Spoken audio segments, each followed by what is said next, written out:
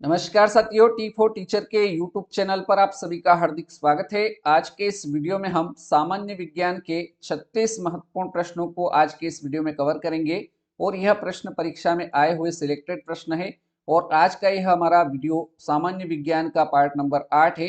तो चलिए आज के इस वीडियो को शुरू करते हैं। पहला प्रश्न देखते हैं। पहला प्रश्न दिया हुआ है, सूर्य के प्रकाश का आंतरिक परावर्तन हो सकता है यदि प्रकाश वायु से कांच में जाए, बी है वायु से जल में जाए, सी है कांच से वायु में जाए, डी है जल से वायु में जाए। तो साथियों, सूर्य के प्रकाश का आंतरिक परावर्तन कब होगा? जब प्रकाश कांच से वायु में जाएगा, अर्थात सी विकल्प हमारे इस पहले प्रश्न का सही आंसर रहेगा। दूसरा प्रश्न दिया हुआ है, निम्न में से किसका अपवर्तनांक सर्वाधिक होता है? हमें बताना है कि किस रंग का अपवर्तनांक सर्वाधिक होगा। तो बैंगनी रंग का अपवर्तनांक सर्वाधिक होता है। राइट आंसर बी विकल्प हो जाएगा। प्रश्न संख्या 3 देखिए, इसमें दे रखा है, निम्न में से किस विद्युत चुंबकीय तरंग की तरंगदैर्घ्य सबसे ज्यादा होती है? किस विद्युत चुंबकीय तरंग की तरंगदैर्घ्य ज्यादा होती है? तो दृश्य प्रकाश की जो तरंगदैर्घ्य होती है वो ज्यादा होती है। राइट आंसर हमारा सी ऑप्शन रहेगा। प्रश्न संख्या 4, प्रकाश की चाल सबसे पहले किसने ज्ञात की थी? प्रकाश की चाल सबसे पहले ज्ञात की थी रोमर ने। सही आंसर हमारा राइट आंसर ऑप्शन बी हो जाएगा। प्रश्न संख्या 5 देखिए, सरल सूक्ष्मदर्शी में वस्तु को रखा जाता है। सरल सूक्ष्मदर्शी में वस्तु को कहाँ रखा जाता है? तो सरल सूक्ष्मदर्शी में वस्तु को लेंस और प्रकाश के बीच में रखा जाएगा। सही उत्तर हमारा विकल्प ए हो जाएगा। आगे बढ़ेंगे प्रश्न संख्या 6 की ओर। जब प्रकाश वायु से कांच में जाता है, जब प्रकाश किस में जा रहा है? वायु से कांच में जाता है, तो ऐसी स्थिति में उसकी तरंगदैर्घ्य जो होती है वो घट जाती है। ये बात आपको याद रखना है। बी ऑप्शन हमारा सही आंसर इस प्रश्न का हो जाएगा।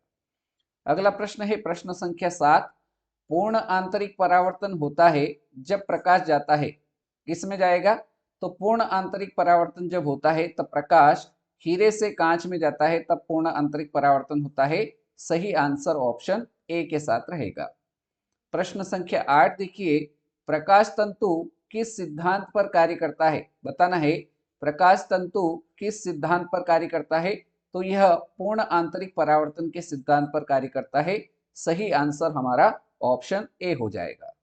आगे बढ़ेंगे प्रश्न संख्या 9, प्रकाश ऊर्जा को विद्युत ऊर्जा में बदलता है। प्रकाश ऊर्जा को विद्युत ऊर्जा में बदलता है सौर सेल। ऑप्शन सी हमारा सही जवाब इस प्रश्न का रहेगा।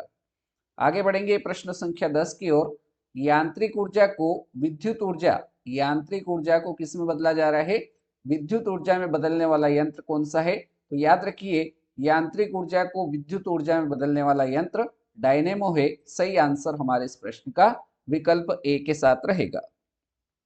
अगले प्रश्न पर बढ़ते हैं। प्रश्न संख्या 11, सूर्य के केंद्र का ताप कितना है? सूर्य के केंद्र का ताप जो होता है वो 1.5 गुणित 10 की घात 7 केल्विन हो जाएगा। सही आंसर विकल्प ए रहेगा। आगे बढ़ेंगे प्रश्न संख्या 12 की ओर। सूर्य के केंद्र का दाब बताना है। सूर्य के केंद्र का दाब कितना होता है? तो यह 2 गुणित 10 की घात 16 न्यूटन प्रति वर्ग मीटर होता है। सी विकल्प हमारे इस प्रश्न का सही आंसर हो जाएगा। ठीक है, चलिए प्रश्न संख्या 13 देखिए। प्रश्न संख्या 13 है, परमाणु रिएक्टर आधारित होते हैं। परमाणु रिएक्टर किस पर आधारित होते हैं? तो परमाणु रिएक्टर आधारित होते हैं नाभिकीय विखंडन पर। परमाणु रिएक्टर किस पर आधारित होते हैं? नाभिकीय विखंडन पर आधारित होते हैं। बी विकल्प हमारा सही आंसर रहेगा। अगला प्रश्न है प्रश्न संख्या 14, परमाणु बम आधारित है। परमाणु बम किस पर आधारित होते हैं? तो याद रखिए, परमाणु बम जो होते हैं वह अनियंत्रित नाभिकीय विखंडन पर आधारित होते हैं, अर्थात सी विकल्प हमारा सही आंसर रहेगा। अगला प्रश्न दिया हुआ है, हाइड्रोजन बम। हाइड्रोजन बम जो है यह किस पर आधारित होते हैं? बताना है हाइड्रोजन बम किस पर आधारित होते हैं। तो हाइड्रोजन बम नियंत्रित नाभिकीय संलयन पर आधारित होते हैं। सही आंसर हमारा बी ऑप्शन के साथ रहेगा। प्रश्न संख्या 16, सिलिकॉन तथा जर्मेनियम अर्धचालक होते हैं। तो यह चतुर्थ संयोजी अर्धचालक होते हैं। राइट आंसर ऑप्शन डी के साथ रहेगा। आगे बढ़ेंगे प्रश्न संख्या 17 की ओर। पॉजिट्रॉन की खोज किसने की थी? तो पॉजिट्रॉन की खोज की थी एंडरसन ने। हमारा राइट आंसर ऑप्शन सी रहेगा। अगले प्रश्न पर बढ़ते हैं, प्रश्न संख्या 18। प्रश्न संख्या 18 में हमें बताना है एक कूलाम आवेश बराबर है। एक कूलाम आवेश किसके बराबर होता है? तो यह 6.25 गुणित 10 की घात 18 इलेक्ट्रॉन के बराबर होता है। अर्थात ऑप्शन ए हमारे इस प्रश्न का सही आंसर रहेगा। प्रश्न संख्या 19 देखिए, इसमें दे रखा है किसी तार की प्रतिरोधकता निर्भर करती है। किसी तार की प्रतिरोधकता निर्भर किस पर करती है? तो यह लंबाई पर करेगी, पदार्थ पर करेगी, क्रॉस सेक्शन एरिया पर निर्भर करेगी, या फिर इनमें से कोई नहीं। तो साथियों याद रखिए, किसी तार की प्रतिरोधकता निर्भर करती है उसके पदार्थ पर। सही आंसर हमारे इस प्रश्न का बी विकल्प रहेगा। अगला प्रश्न देखेंगे, प्रश्न संख्या 20। 1 वाट घंटा बराबर होता है। 1 वाट घंटा किसके बराबर होता है? तो यह 3.6 गुणित 10 की घात 3 जूल के बराबर होता है। अर्थात बी विकल्प हमारे इस प्रश्न का राइट आंसर रहेगा। आगे बढ़ते हैं प्रश्न संख्या 21 की ओर। मेक संख्या का उपयोग किसकी चाल निर्धारण के लिए किया जाता है? बहुत इंपॉर्टेंट प्रश्न है। मेक संख्या का उपयोग जो होता है वह किसकी चाल निर्धारण के लिए किया जाता है? तो यह विमान की चाल निर्धारण के लिए इसका उपयोग किया जाता है। सी ऑप्शन हमारे इस प्रश्न का राइट आंसर रहेगा। अगला प्रश्न देखिए, प्रश्न संख्या 22। एक कार बैटरी में प्रयुक्त विद्युत अपघट्य होता है। एक कार बैटरी में प्रयुक्त विद्युत अपघट्य कौन सा होता है? तो सल्फ्यूरिक अम्ल होता है। सही आंसर बी विकल्प हो जाएगा। प्रश्न संख्या 23। स्पष्ट दर्शन की न्यूनतम दूरी होती है। स्पष्ट दर्शन की न्यूनतम दूरी बताना है कितनी होती है? 20 सेंटीमीटर, 30 सेंटीमीटर, 25 सेंटीमीटर, या फिर 15 सेंटीमीटर। तो साथियों स्पष्ट दर्शन की न्यूनतम दूरी 25 सेंटीमीटर आपको याद रखना है। सी विकल्प हमारे इस प्रश्न संख्या 23 का करेक्ट आंसर रहेगा। प्रश्न संख्या 24। प्रकाश के तरंग सिद्धांत को किसने प्रतिपादित किया था? बताना है प्रकाश के तरंग सिद्धांत को किसने प्रतिपादित किया था? तो याद रखिएगा, प्रकाश के तरंग सिद्धांत को हाइगेंस ने प्रतिपादित किया था। सही आंसर ऑप्शन सी हो जाएगा। प्रश्न संख्या 25। प्रश्न क्रमांक 25 में हमें दे रखा है इंद्रधनुष में किस रंग का विक्षेपण अधिक होता है? इंद्रधनुष में किस रंग का विक्षेपण सबसे अधिक होता है? तो लाल रंग का विक्षेपण जो होता है वो सबसे अधिक होता है। Right answer option C correct answer इस प्रश्न का हो जाएगा।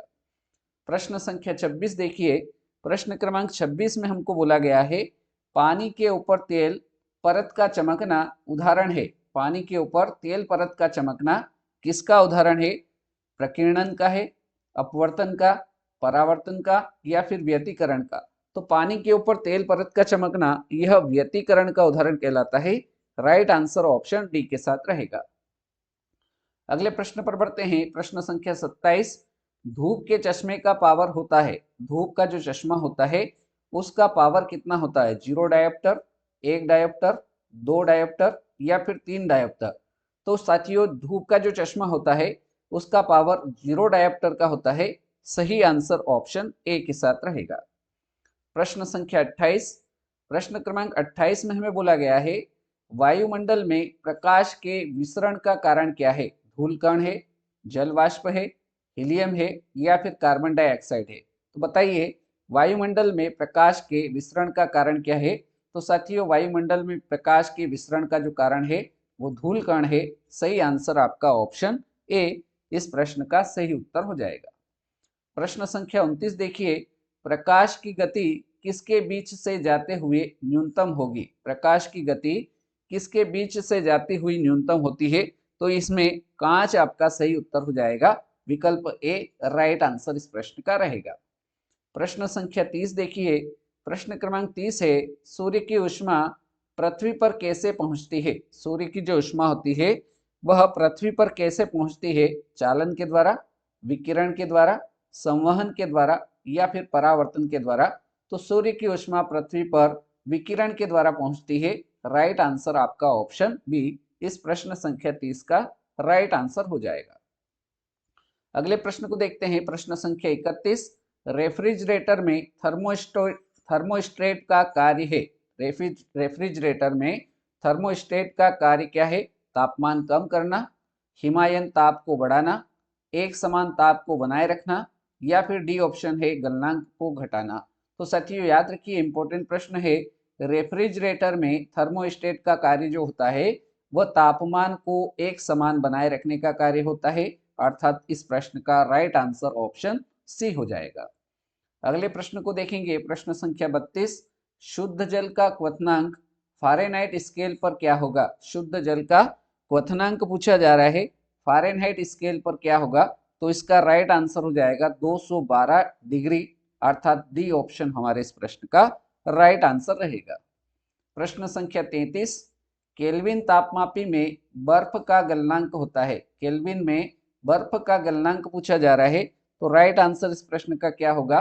तो केल्विन पैमाने में बर्फ का गलनांक 273 केल्विन रहेगा, अर्थात ए विकल्प हमारे इस प्रश्न का सही आंसर हो जाएगा।